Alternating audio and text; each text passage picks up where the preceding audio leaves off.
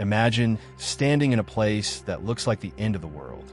Gray stone stretches in every direction. Huge slabs of limestone lie broken like ancient bones. The ground is split by deep cracks. There are almost no trees. Very little shade. Very little softness. The wind moves across the rock like it has owned this land forever. And yet, somehow, people lived here. Not only lived here, but farmed here. They fed families here. They raised animals here. They found a way to pull life from what looks like solid stone. This is the Burren in Western Ireland, one of the strangest landscapes in Europe. A place so harsh, so exposed, so unlikely, that even today it makes people stop and ask the same question.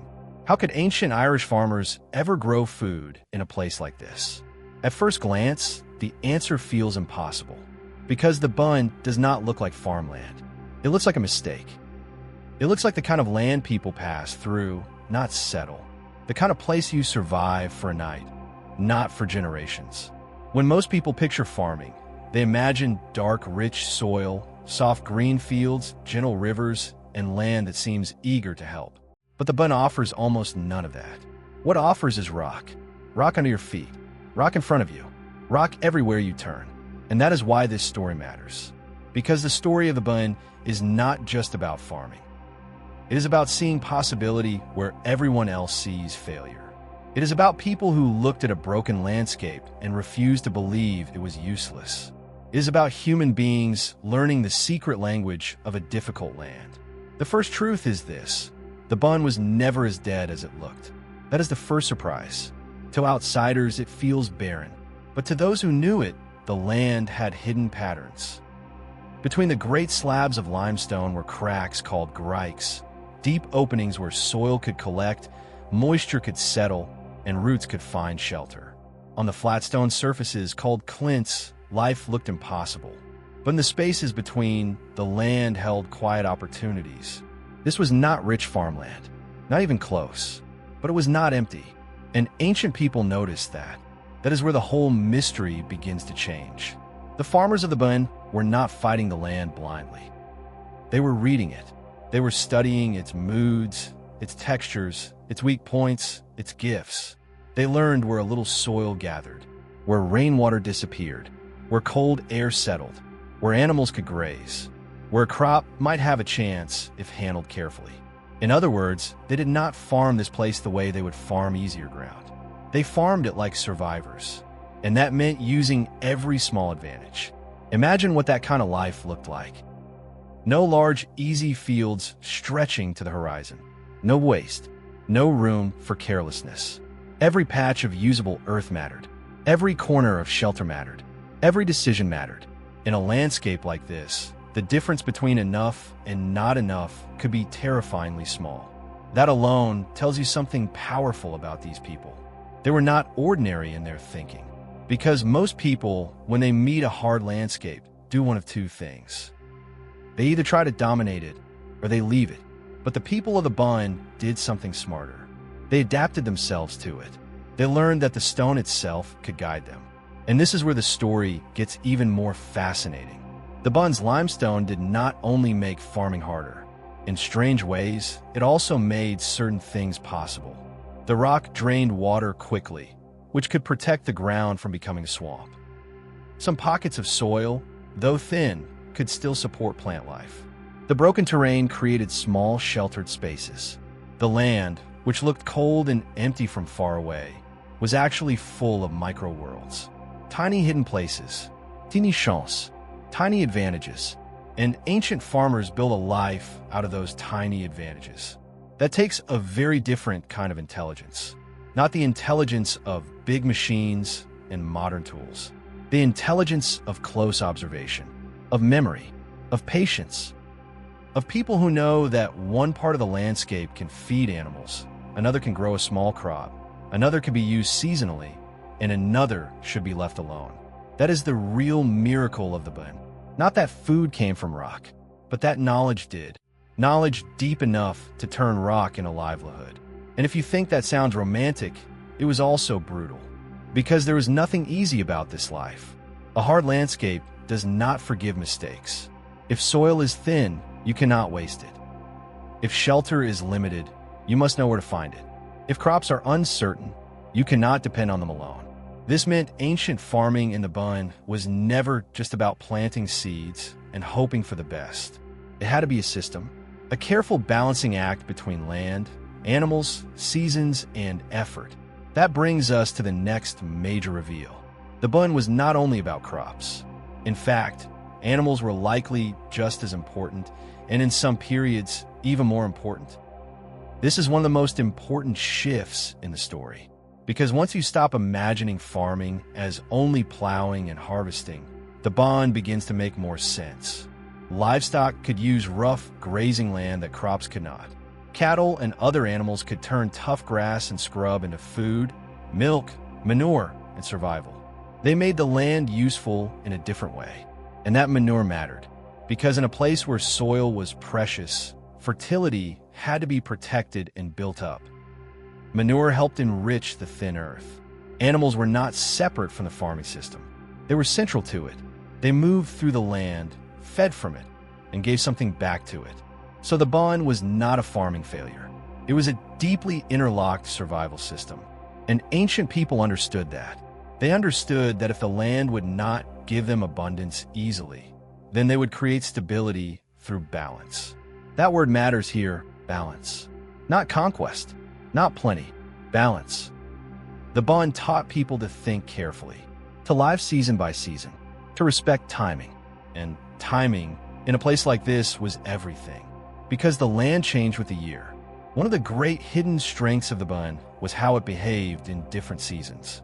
The limestone held and released heat in unusual ways. In winter, some upland pastures remained suitable for grazing when other lands were too wet or difficult. That meant people could move animals strategically. They could use the land not just by place, but by time. That is a huge insight. Ancient farmers were not only reading the map, they were reading the calendar. They knew when a place would help them and when it would hurt them. They knew which months gave opportunity and which months demanded caution. In easier landscapes, maybe you can get away with less knowledge. In the Burren, ignorance could cost you dearly. So what looks from a distance like a dead limestone desert was actually a living schedule, a seasonal machine, a puzzle of movement, grazing, shelter, soil, and endurance. And here's what makes that so emotional. This knowledge was not written in manuals. It lived in people. It lived in memory, in families, in routines passed from one generation to another. A father showing a child where the grass holds on longer. A mother knowing which patch of ground dries first. A community learning over time which habits keep hunger farther away. That kind of knowledge is fragile. If it is not passed on, it disappears. And when you realize that, the Burren becomes more than a landscape. It becomes a storehouse of forgotten intelligence, a place shaped not only by nature, but by human attention over centuries. Now imagine the emotional pressure of that life. You are raising a family in a place outsiders would call impossible. The weather can turn. The soil is thin. The land gives little unless you know it deeply. There's no room for fantasy.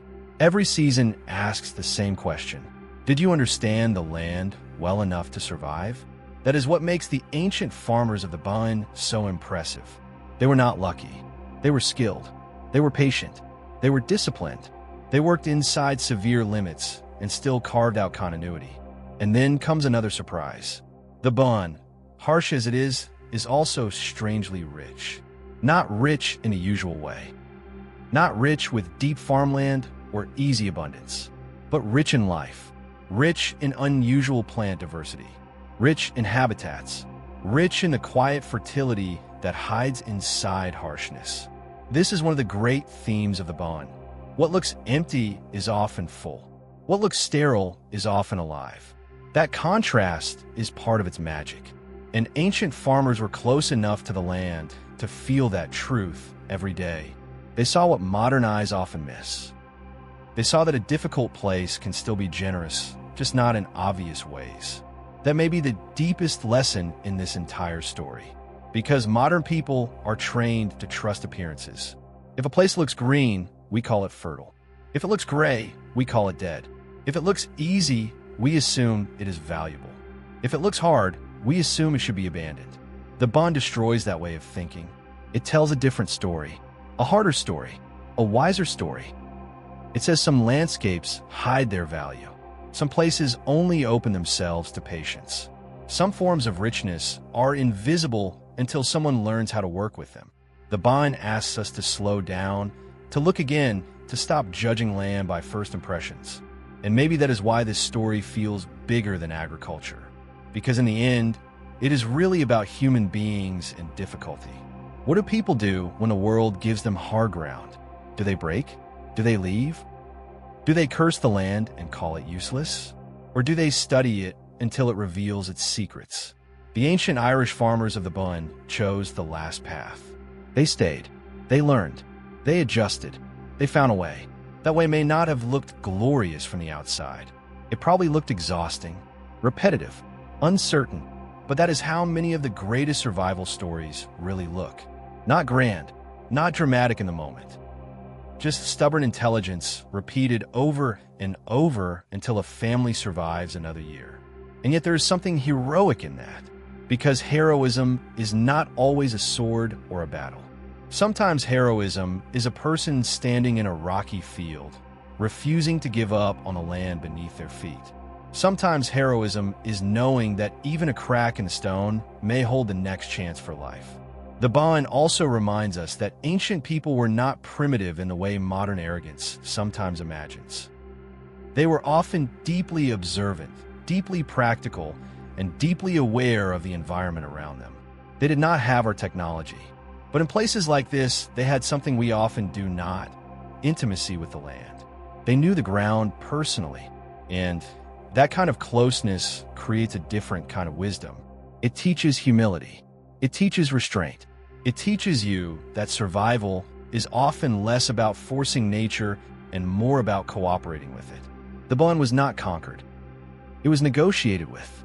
That is a beautiful thing, and is also why the place leaves such a strong emotional mark. When you stand there today, looking across the stone, it is easy to admire the scenery.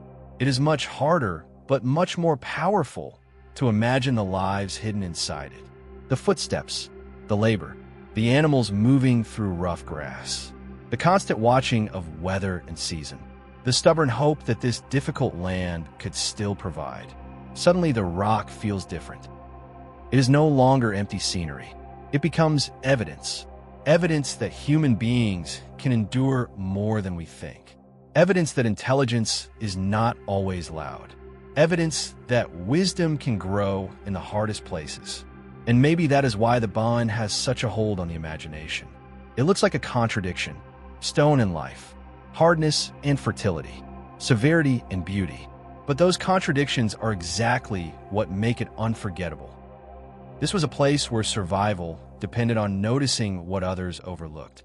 A pocket of soil, a shelter from wind, a grazing pattern, a seasonal opportunity, a hidden advantage in a hostile world. And from those small things, ancient Irish farmers built continuity. Not luxury, not ease, but continuity.